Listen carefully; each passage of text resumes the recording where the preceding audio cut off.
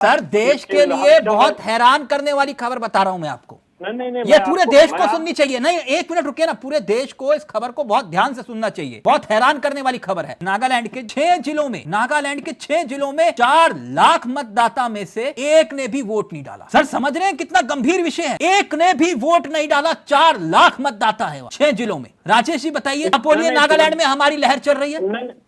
नहीं तिलक जी, मैं तो ये कहता हूँ ना कि वोट न डालना, वोटिंग परसेंटेज कम होना, ये लोकतंत्र की अच्छी बात नहीं है। क्यों नागालैंड में पन्ना प्रमुख नहीं बनाया आपने? मैं तो पहले ही कर दिया। चलिए नागालैंड के विषय पे भी हम आपसे बात कर लेंगे तिलक जी। मैं नहीं बात कर लेंगे, नहीं अभी करिए ना सर, बात ही तो हो रही है। नागालैंड के 6 जिलों में 0% मतदान हुआ। हो गया प्रश्न आपका? क्यों आपको गंभीर नहीं लगा ये प्रश्न? नहीं, मैं तो पहले ही कर रहा हूँ ना तिलक जी, गंभीर तो उनसे पूछिए ना। सर इन नागालैंड के 6 जिलों में जो वोट डाला, एक भी वोट जो मैंने कहा नहीं डाला।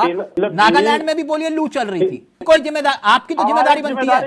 हमारी जिम्मेदारी बनती है, हम लोग पूरे जिम्मेदारी का निर्वहन कर रहे हैं।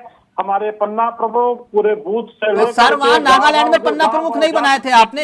जा करके पूरे देश में बनाया है भाई, पूरे देश में। हाँ तो फिर सर वहां कन्याकुमारी तक बनाया है। सर 9 घंटे तक मतदान कर्मी बूथ पर इंतजार करते रहे वोटर के आने का, एक वोटर नहीं आया वहां।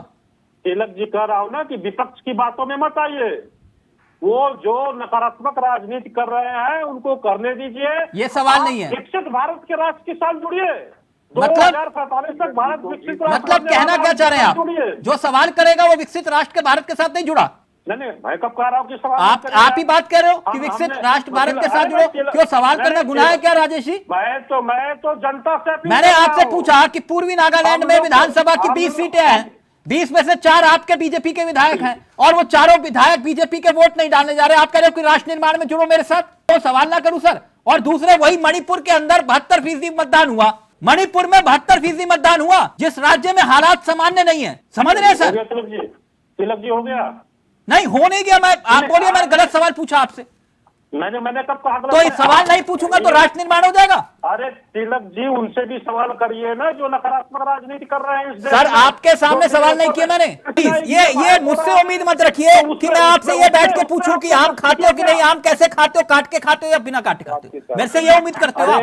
तिलक जी ये बताइए कि जो विदेशों में जाकर आप लोग विपक्ष से प्रश्न क्यों नहीं करते कि आप क्यों सरेंडर कर दे रहे हैं? राजेश जी आप मुझसे क्यों नाराज हो रहे हो? प्रश्न कर लिया, आप मुझसे नाराज हो गए। से मैं कभी नाराज नहीं होता। मैंने आपसे पहले सवाल पूछते हैं या वोटिंग कम होना, ये लोकतंत्र के लिए अच्छा संकेत है। लेकिन 2 सवाल आप और पूछिए, आप देशद्रोही हो जाएंगे। आप 2 सवाल तो नकारात्मक राजनीति छोड़ करके हम हर मुद्दे पर चर्चा कर लेंगे, बहस कर लेंगे, लेकिन ये इस मुद्दे पर भी जरा सोच कर देखिए, सबसे बड़ा मुद्दा है ये।